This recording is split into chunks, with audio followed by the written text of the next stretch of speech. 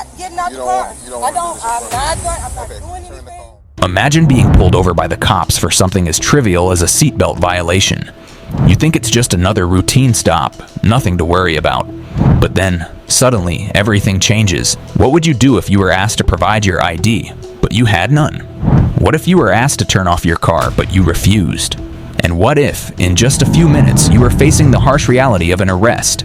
This is the story of Alexandria Hawkins, who thought she could avoid the law, I don't feel comfortable with y'all. This is like, no. but ended up facing consequences far greater than a simple traffic ticket. It's May 4th, 2023. The sun is high in the sky, casting warm rays over the bustling streets of Orlando, Florida. As the clock hits 3 p.m., officers from the Orlando Police Department are carrying out routine patrols, ready for whatever the day might bring. They spot a gray Jeep cruising along the busy road, but something about it catches their attention. The vehicle's license plate appears to be fake, a red flag that immediately raises suspicion. And there's something even more concerning. In the back seat, a child is sitting, completely unbuckled. No seatbelt, no safety precautions. Just another violation, but one that could have serious consequences for the child's safety. You're being pulled over because this young man right here is not in the seatbelt. Also, your tag is not coming back to anything. As minor as these things seem, they are enough to trigger a traffic stop. At first, the officers think this will be just another easy interaction. They'll run the license plate, confirm the details, and issue a quick citation. But as they approach the vehicle, they can't shake the feeling that something is wrong. Alexandria Hawkins, the driver, is behind the wheel, and she looks anything but cooperative. The officer knocks on her window, ready to begin the stop as usual. But when Alexandria rolls the window down, things start to get tense. She doesn't respond as expected. Instead of a polite, "Yes, officer," or a simple answer, Alexandria's tone is defensive, dismissive, and even combative. She isn't showing any willingness to cooperate. The officer asks for her driver's license and registration, expecting a smooth exchange. But Alexandria's answers are far from straightforward. She claims she doesn't have her license on her and can't find the vehicle's registration. Why is she acting this way? Is she hiding something? The officer's concern begins to grow. This is no longer a simple traffic stop. It's turning into something more complex, and he can feel the tension mounting. The officer, sensing something is off, remains calm and professional. He knocks on Alexandria's window again and calmly asks her to roll it down. She hesitates for a moment before doing so. With a polite yet firm tone, the officer explains the reason for the stop: the child's lack of a seatbelt and the suspicious license plate. Alexandria, however, doesn't seem to care. Instead, she becomes defensive right away. "Is there an emergency?" Alexandria asks, her voice tinged with sarcasm. She's not just being uncooperative, she's challenging the officer's authority.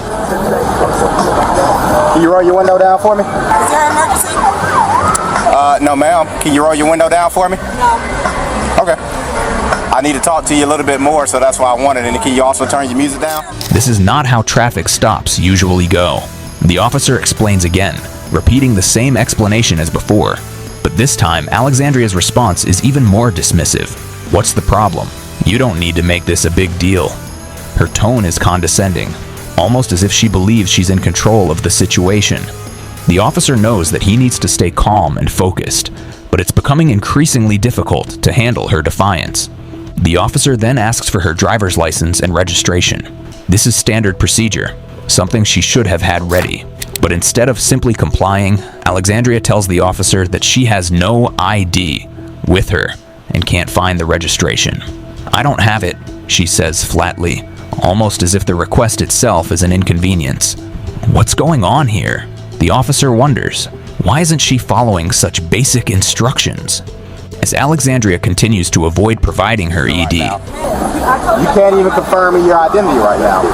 Man, yes it is. I told you I could give you my name. Turn the call. the officer's concern grows. She isn't just refusing to cooperate, she's actively making excuses and dismissing his authority. And now she's making an unexpected move. She starts making a phone call.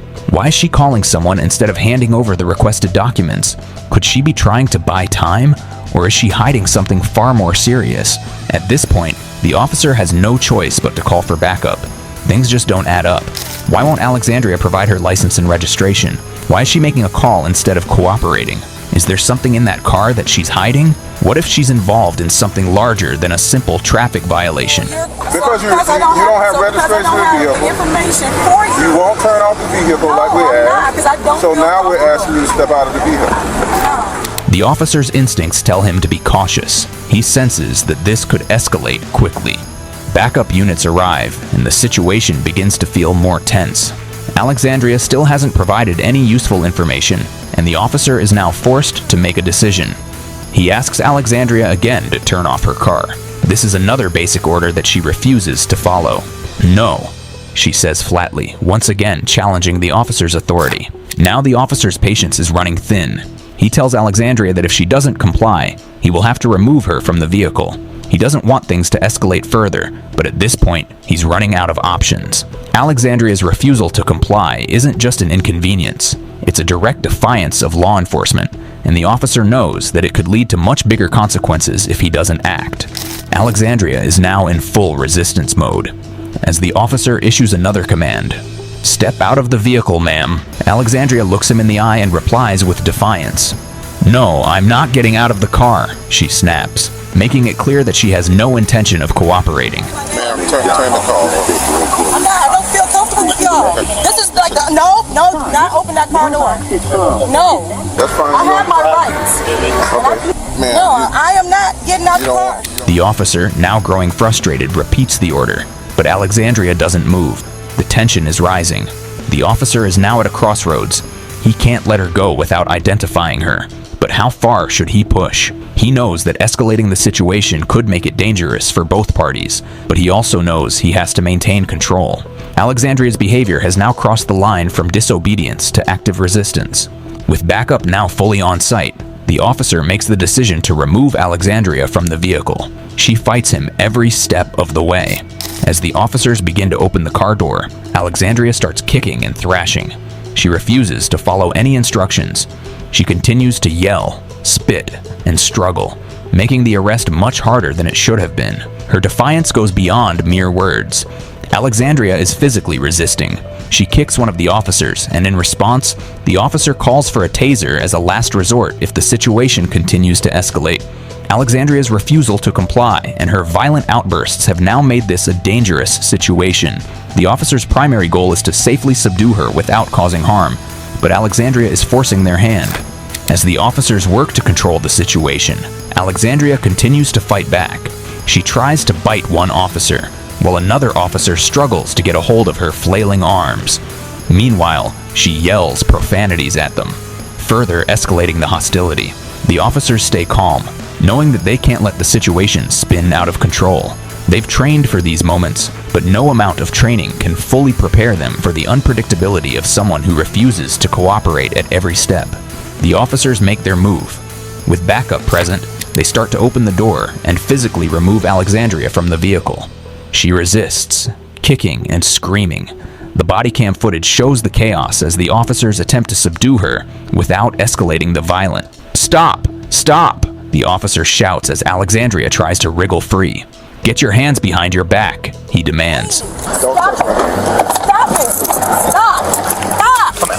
Stop! put your hands behind your back. No! Put your hands behind your back. But Alexandria isn't cooperating. She fights back with everything she has, even attempting to bite one officer. The situation is now out of control, and the officer calls for backup support to help restrain her.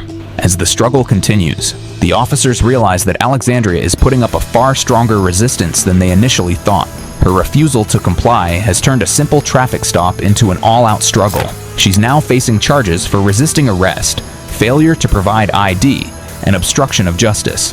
The backup units successfully take her into custody, but Alexandria's resistance continues. She spits on the windows of the patrol car, yelling profanities and demanding her belongings back with no remorse. Violate every constitutional right. That's fine. Promise you, we're not violating Yes, you anything. are. My right to travel, my right to privacy. You yanked me out of my car. You reached your hand inside of my private vehicle, private automobile. I apologize for that. Once secured, the officers begin documenting the situation. Alexandria has gone from being pulled over for a seatbelt violation to being arrested on multiple charges. The footage, now fully documented, will play a key role in the legal proceedings that follow. Alexandria's actions in the field aren't just unlawful, they're dangerous. Her refusal to comply with basic orders put her in a position where she couldn't get out of the situation without severe consequences. She's facing criminal charges, and as the officers process her, they reflect on what could have been an easy stop that spiraled into a dangerous altercation. It's clear now, this wasn't just a minor violation. Alexandria's stubbornness and defiance have now cost her far more than a ticket. She's heading to jail, and there's no one to blame but herself. This traffic stop started as something simple, a quick ticket for a seatbelt violation. But Alexandria's defiance made it clear, sometimes resistance only leads to bigger consequences. What would you have done in her shoes?